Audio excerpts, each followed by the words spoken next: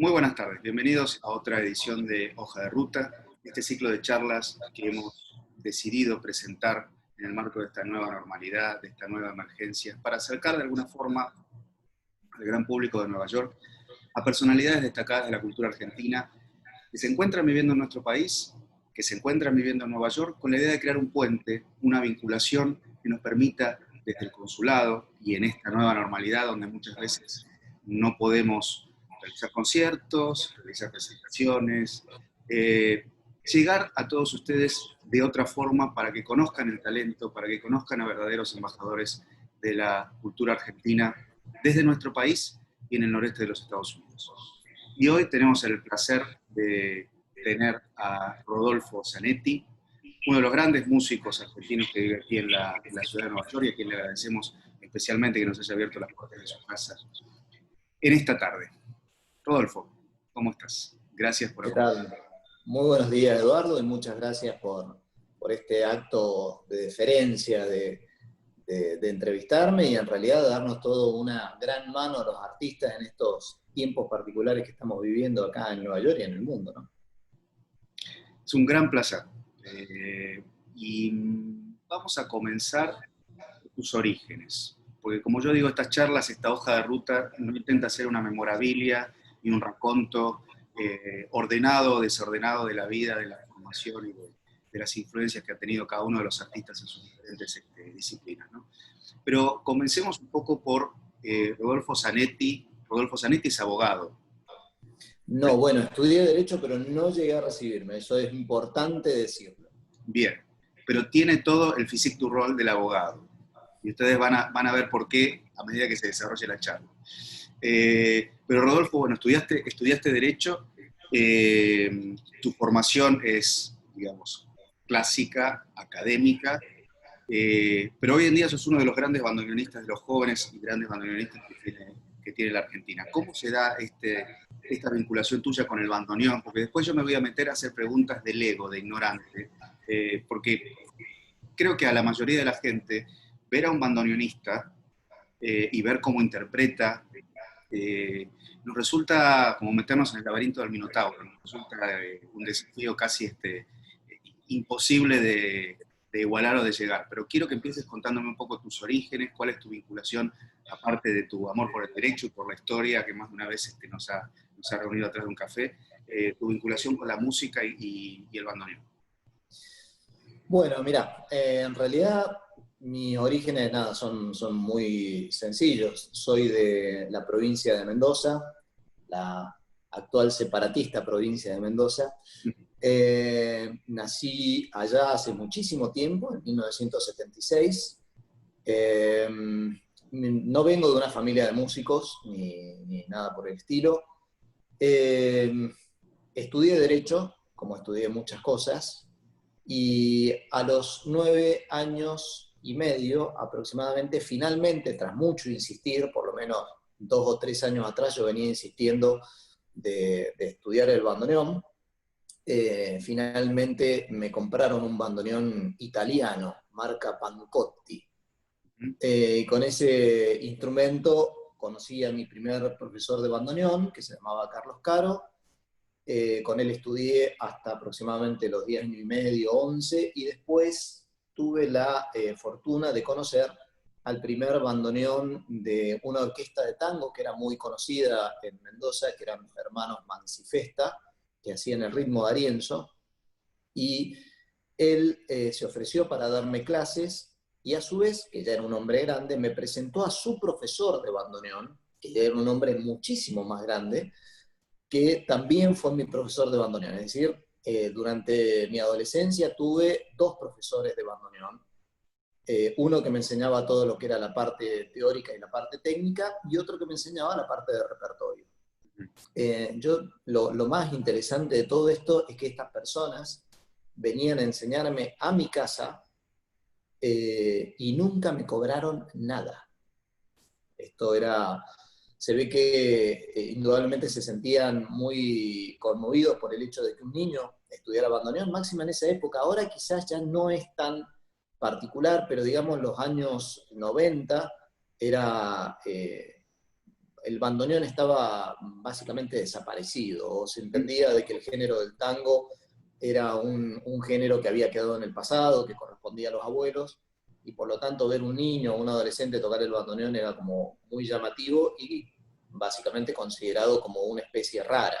Entonces, desde esa perspectiva, estas personas que son como dos papás para mí, me adoptaron en ese sentido, y la formación que ellos me dieron, la impronta que ellos me dieron en materia del bandoneón me dura hasta el día de hoy. Después, cuando ya tenía 13 años, entré a la Escuela de Música, a la Escuela Superior de Música de la Universidad Nacional de Cuyo, y estudié piano con dos profesores, básicamente con una de ellas, una persona genial que se llamaba Mónica Rizzo, y que se llama Mónica Rizzo, y con Roberto Urbay, que era un tremendo concertista de piano cubano, de aquella parte de la inmigración filorrusa que llegó a Argentina en los años 90. Él se había estudiado en el Tchaikovsky en Rusia, y bueno, terminó llegando a Mendoza, y eso elevó el nivel pianístico de Mendoza a un nivel superlativo. Tuve la suerte de estudiar con él, y básicamente ahí con ellos completé mi formación musical en ese sentido. Obviamente después con esto, estudiando la carrera de Derecho, obviamente me volqué también bastante a eso, participé de muchos institutos, muchos vinculados a la historia constitucional de la Argentina, y también a institutos vinculados a la bioética, una rama que por aquel entonces, año 95, 96, estaba cobrando mucho auge con esto, luego de la reforma constitucional. Y bueno, tuve la suerte de tener una muy buena formación en ese sentido, y terminé trabajando en el Poder Judicial, finalmente en la Segunda Cámara del Crimen de la ciudad de Mendoza. Así es que nada, he tenido un derrotero bastante quieto, también participé y milité también de muchas ONG, muchas vinculadas al libre acceso a la información pública, y otras, algunas más particulares, vinculadas a la defensa del laicismo en la Argentina. Así que he tenido así una vida muy inquieta y muy variopinta. Antes de entrar en tu carrera, en el desarrollo de tu carrera ya como bandoneonista específicamente, el bandoneón y el tango siempre han sido definidos como la música ciudadana, y están hondamente vinculados con Buenos Aires, con el Río de la Plata.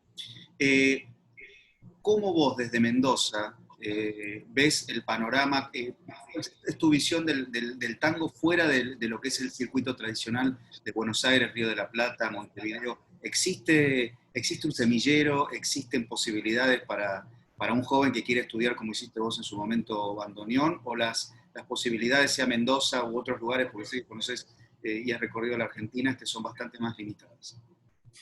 Yo creo que hoy más que nunca existen sobradas posibilidades. Quizás cuando yo empecé a estudiar era un poco más difícil, pero indudablemente ahora ya no lo es. Estamos en un mundo globalizado. Yo me la paso dando, mal la paso. Tengo ciertos alumnos que doy online, es decir que, digamos, hoy por hoy tener acceso a la formación no es una dificultad. Sobre todo en materia del bandoneón, que ha cobrado un gran auge y ha tenido un gran desarrollo, y te diría que está lejos de ser un instrumento, como se decía en mi época, básicamente que estaba en extinción. Por el contrario, es un instrumento que cada vez está creciendo más en la gente joven, porque es un instrumento que sus recursos técnicos se está descubriendo que cada vez tiene muchísimas más posibilidades, y que no comprende solamente al tango y al folclore. Contame Es un decir, poco esto, desarrollame un poco más esa idea. mira, yo no solamente en Argentina, sino a nivel internacional, he conocido a muchos colegas que no solamente hacen tango, o algunos que ni siquiera hacen tango. Hay muchos que están vinculados al mundo del jazz, por ejemplo.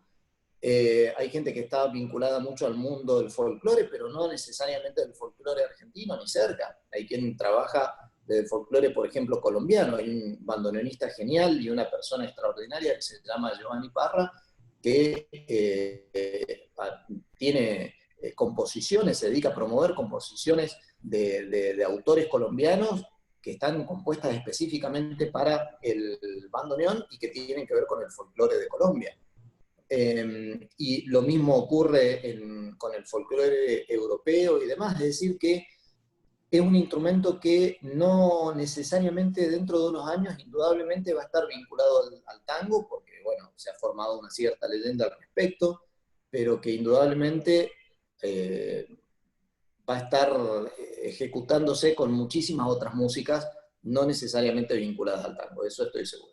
Indudablemente sí tengo que rescatarte algo, que la técnica, en cuanto a la cuestión técnica de base del bandoneón, se la dio el tango. La mejor formación en cuanto a los recursos técnicos y explorar la cantidad de posibilidades que tiene este instrumento loco fue con el tango, y eso ha sido, digamos, la impronta primigenia y lo va a acompañar durante toda la historia del bandoneón. Pero es un instrumento que se está ampliando a otras músicas y a otros intérpretes y a otras concepciones. Así es que la verdad que eso yo me he venido a dar cuenta y he cobrado conciencia de eso cuando salí de la Argentina. Acá al principio en Nueva York, bueno, obviamente yo estaba muy vinculado al mundo del tango, pero después me he vinculado a personas que hacen tango, pero que no necesariamente desde una concepción del Río de la Plata, ¿no? El caso, bueno, de Pedro Giraudo, que es el que me toca porque yo estoy en su cuarteto, y a quien admiro, y es, además de que es un amigo genial, pero que hace música que es indudablemente es tango, pero que tiene el color necesariamente y el aporte de su experiencia acá en Nueva York. O, por ejemplo, el caso de Emilio Soya, que tiene una tango big band, que es una cosa revolucionaria, es una cosa genial, es una música fabulosa, pero que, bueno, no necesariamente tiene que ver con la concepción o el color necesariamente del Río de la Plata, sino que tiene la impronta de la personalidad de él y de un tipo que ha vivido en Barcelona, en Nueva York, en el mundo, ¿no? Genial. Y es muy bueno que hayas podido dar un poco esta visión global, porque justamente muchas veces parece que el bandoneón y el tango son como dos nichos que están interrelacionados y a los cuales mucho público, mucho espectador que nos está viendo no ve más allá lo que vos acabas de mencionar, ¿no? Pero volvamos a Rodolfo Zanetti. Qué aburrido. ¿Eh? Qué aburrido. No. Vamos a seguir con el bandoneón, obviamente. El bandoneón y vos están interrelacionados, pero Rodolfo Zanetti hace un clic y en un momento decide dejar toda esta carrera que estaba vinculada al derecho, al trabajo que venías desarrollando en distintas ONG, y decidís volcarte de lleno a la música y definís tu vida, tu pasión y tu sendero de vida a través de la música. Contanos un poco esa primera etapa y cómo llegás a Nueva York. Bueno, mira, fundamentalmente creo que yo ya llevaba varios años trabajando en el Poder Judicial y me surgió la posibilidad de tomarme un año sabático. Esa posibilidad realmente me ilusioné mucho porque en ese entonces era bastante más joven, tenía 36 años, y dije, bueno, es un momento, porque no estoy lo suficientemente mayor como para no moverme, ni lo suficientemente joven para hacer cosas desde cero. Entonces dije, ahora que todavía tengo fuerzas, tengo que hacer algo loco. Entonces me voy a tomar un año sabático y me voy a ir a Buenos Aires precisamente con el bandoneón. Por suerte surgió un concierto, yo siempre venía desde el año 2005 tocando con una orquesta que en Washington se dedica a promover la música latinoamericana y particularmente el tango. De hecho, ellos son los que organizan el único festival de tango gigante ahí en Washington, que es la Pan American Symphony Orchestra. Y su director, Sergio Buslier, que es un personaje, un rosarino genial, a quien quiero mucho, me dijo, mira, Rodolfo, hay un concierto en la OEA, eso fue en el año 2013, en octubre del 2013, entonces, que venite porque vamos a hacer el concierto ahí con la orquesta. Y en esa orquesta de pianista estaba un amigo muy querido que se llamaba y se llama Octavio Brunetti. Entonces, cuando hicimos el concierto, Octavio me dijo, mira, Rodolfo, ¿para qué te vas a ir a Buenos Aires con el mismo trabajo? En vez de irte un año a Buenos Aires, venite un año a Nueva York, porque yo estoy armando mi orquesta de tango ahí en Nueva York y me encantaría que vos seas ahí el primer bandoneón. Con esa idea cambié mis planes, mudé la idea de irme a Buenos Aires y me vine a Nueva York. Estrenamos efectivamente la orquesta exactamente hace ya 6 años, porque tocamos el 8 de julio de ahí del año 2014, hicimos el estreno de la orquesta de Octavio Brunetti ahí en el Lincoln Center, en el Summer Stage que hacen durante el verano, valga la redundancia. Y ese fue el desembarco acá en Nueva York. Fue un poco trágico porque digamos que al mes y medio Octavio falleció, una historia muy trágica, y perdimos, yo creo que al pianista más brillante que ha tenido Argentina acá en Nueva York. Aparte un compositor extraordinario y un amigo, una persona realmente muy querida por toda la comunidad argentina acá en Nueva York y por todo Nueva York. De una gran generosidad y de un gran talento. Un gran talento, una gran sencillez, muy bajo perfil, pero una persona absolutamente brillante. Sí. Eso pasó ya con mi desembarco acá en Nueva York, fue un golpe muy grande, y de alguna manera yo creo que eso, obviamente yo ya venía con algunas ideas de cambiar, siempre he sido bastante inquieto y bastante loco, pero eso también me pegó muy fuerte para decir, bueno, Rodolfo, la verdad que la vida es esto. Sí. La vida incluye la posibilidad de que de un día para otro, un mes para otro, un año para otro, ya no estemos más. Entonces, creo que fue un gran impulso, quizás fue una especie de, yo no sé, de acto de inmadurez o de gran lucidez, que en ese momento, junto con otras cosas que me habían pasado muy interesantes acá en Nueva York, decidí enviar el mail de renuncia al Poder Judicial allá en Mendoza y dije, yo me quedo acá.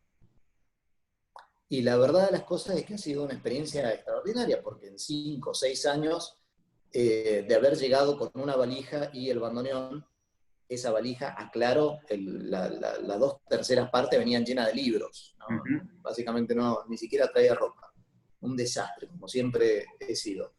En esos años tuve la posibilidad no solamente de tocar con Octavio, sino de conocer a Pedro Giraudo, tocar con Emilio Zoya, con Ann Hobson Pilot, con grandes figuras que yo en mi vida me hubiera imaginado terminar tocando en el Carnegie Hall, en el Lincoln Center, en el Kennedy Center en Washington, con grandes orquestas, es decir, una cosa que jamás me hubiera imaginado que la vida podía llegar a ser tan interesante. Entonces, creo que a veces en la vida un acto de locura, que puede ser locura para los demás, pero que es un gran acto de lucidez que uno después lo ve con los años, valen la pena, y que hay que animarse y que hay que hacerlo. Así es que te puedo garantizar de que yo soy el vivo ejemplo, testimonio.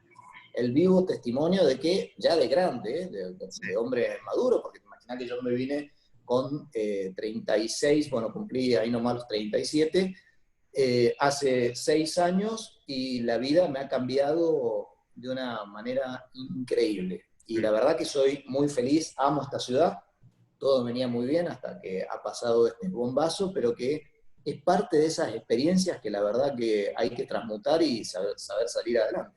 Seguro, seguro. Mencionabas la docencia.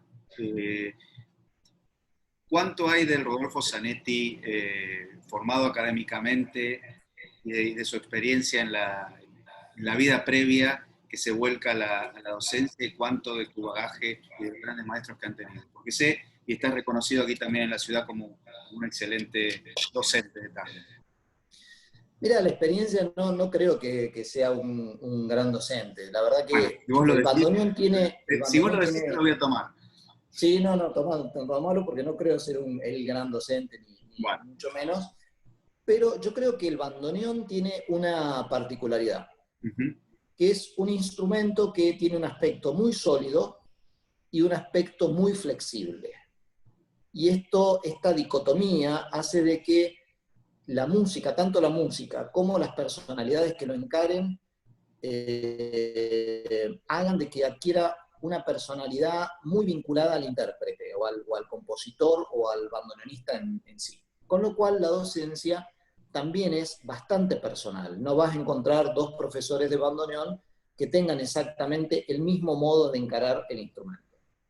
En mi caso, yo he tenido por ahí, y siempre se lo digo a mis alumnos porque no podría no decírselo, digamos, porque más allá de que uno se muestra más o menos flexible, pero yo tuve una educación en ese sentido un poco prusiana.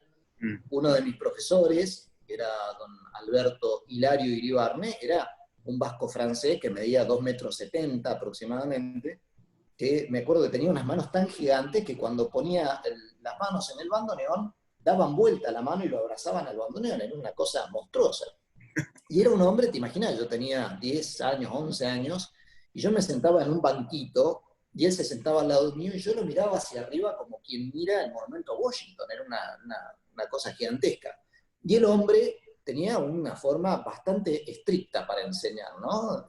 Directamente con la mirada te decía la aprobación o te descendía a los infiernos más profundos. Entonces, digamos, he heredado un poco de esa pedagogía, yo siempre lo veo con eso, que tengo una cierta pedagogía prusiana en ese sentido. También ha tenido una gran impronta el estudio del piano. Yo creo que no creo que haya un músico que pueda completar de alguna manera su formación si no ha encarado un poco el estudio del piano. Y la técnica del piano particularmente suele ser bastante útil a la hora de encarar el bandoneón. Hay bandoneonistas que no han estudiado piano, y eso es sabido, y son enormes y grandes bandoneonistas. Hay otros que sí, y creo que no estoy diciendo de que haya ni mejores ni peores, en absoluto, pero sí que te das cuenta que cuando un bandoneonista ha tenido formación de pianista, cuando lo escuchás tocar te das cuenta de que hay una cierta pulsación característica del pianista en el instrumento, que es desde Piazzolla, pasando por todos los otros bandoneonistas, que son Marconi, etcétera, etcétera, etcétera, te das cuenta que hay una impronta del piano que es notable. Así que también el modo de encarar la técnica en el bandoneón, vinculada a la pulsación y a la técnica del piano, creo que también sí es una de las cosas que han influido en mi modo de ejercer la docencia en el instrumento. Muy interesante. Rodolfo Zanetti, hoy, más allá del contexto de la pandemia, ¿cuáles son los proyectos que venías encarando? ¿Cuáles son los proyectos en el post? ¿Y cómo ves el ámbito de la música en general ante este nuevo desafío? Mira, yo creo que estamos justo en un momento muy interesante, te diría, de la historia, y particularmente para los artistas, porque nosotros ya venimos viviendo una transición. No sé si las generaciones más jóvenes lo van a percibir tanto como nosotros. Imagínate que yo, cuando empecé a estudiar bandoneón y luego cuando empecé a estudiar piano, el único modo de acceder a partituras en el bandoneón eran obtenerlas prácticamente de contrabando. Porque vos sabías que había algún viejo por ahí que podía llegar a tener alguna partitura. Y por lo tanto tenías que hacer un gran esfuerzo para conseguirlas, fotocopiarlas, etcétera, etcétera. Si querías otras partituras, tenías que ir a la biblioteca de la Escuela de Música, pedir permiso, sacar, que te consiguieran el permiso, que te dieran las partituras, ir a fotocopiarlas. Es decir, eso es lo que se vivía en el año, al menos en Mendoza, en el año 94 o 92, por ahí aproximadamente, es decir, en la década del 90. Fíjate que hoy conseguir una partitura está a la distancia de un clic. Vos entras a tu ordenador y directamente con un clic podés descargar toda la música que a vos se te quiera que se te ocurra.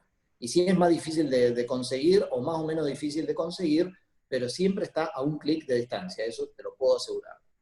Es decir, de que el avance tecnológico ha sido tan abrumador, tantos cambios, ya te diría mes tras mes, que a veces uno no tiene tiempo para procesar la información. Ha tenido aspectos muy positivos y ha tenido aspectos que, bueno, son un poco cuestionables, como el hecho de ya nadie vive, por ejemplo, de los derechos de autor, ni de los derechos de grabación, ni de lo que obtiene por la venta de los discos.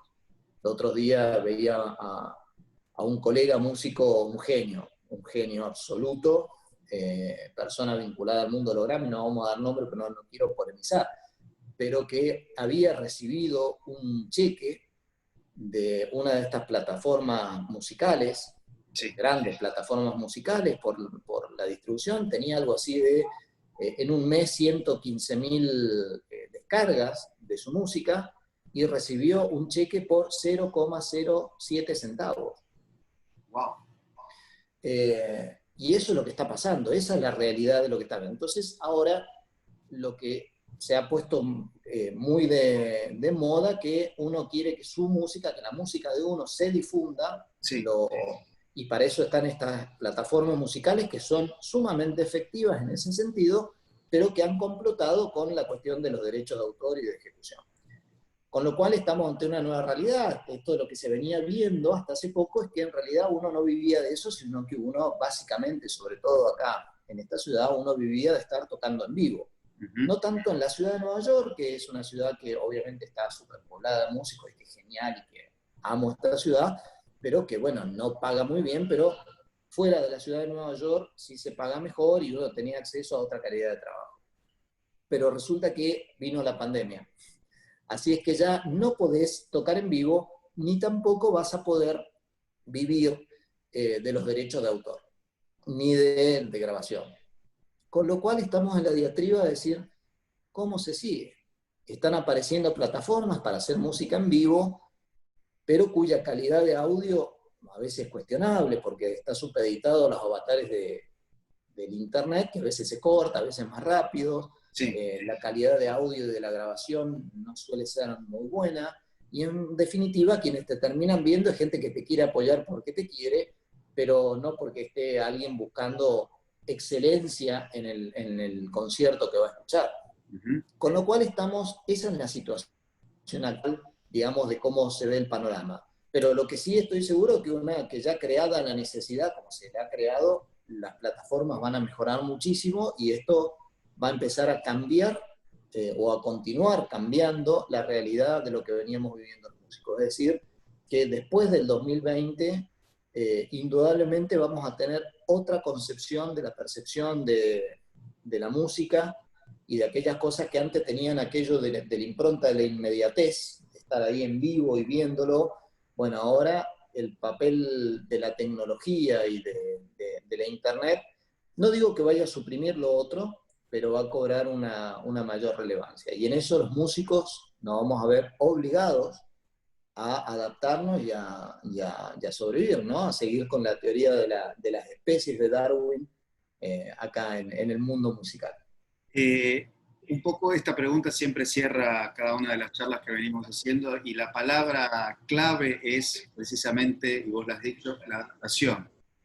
La adaptación ante lo que viene, porque todavía estamos en un contexto de incertidumbre, y bueno, queda todavía historia para contar, ¿no? Pero lo bueno es que todos tienen este común denominador del desafío ante la incertidumbre, el reconvertirse y el adaptarse para lo que viene, que siempre tiene que ser indudablemente mejor. Rodolfo, no tengo palabras para agradecerte estos minutos. Como digo siempre, que nos hayas abierto las puertas de tu casa, porque en este contexto todos nos abren las puertas de su casa, nos dan su tiempo, para que el público que nos sigue a través del canal de YouTube y las redes haya podido estar un poco más cerca tuyo, de tu obra, de tu calidad humana, y te quiero agradecer especialmente estos minutos con nosotros. No, muchísimas gracias a vos, Eduardo. Sabé que te queremos muchísimo, que has sido una persona clave, literalmente clave, en el desarrollo de la cultura argentina acá en Nueva York.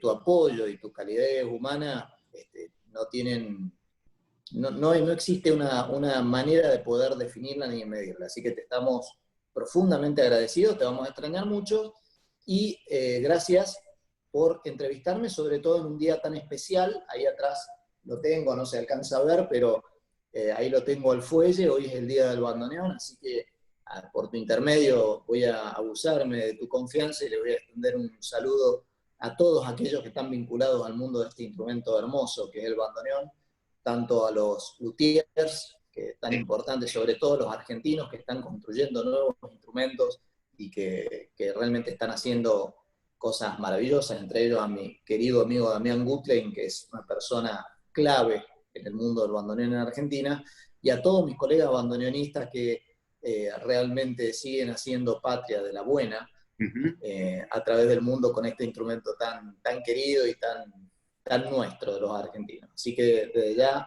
gracias a vos por esto. Muchísimas gracias. A través tuyo, a todos tus colegas, un gran abrazo. Otro muy especial virtual a vos y a todos ustedes les agradecemos que nos hayan acompañado en otro nuevo episodio, en otro nuevo capítulo de Hoja de Ruta. Habrá más hojas de ruta, quedan pocos, pero nos vemos en la próxima y les agradecemos. Gracias.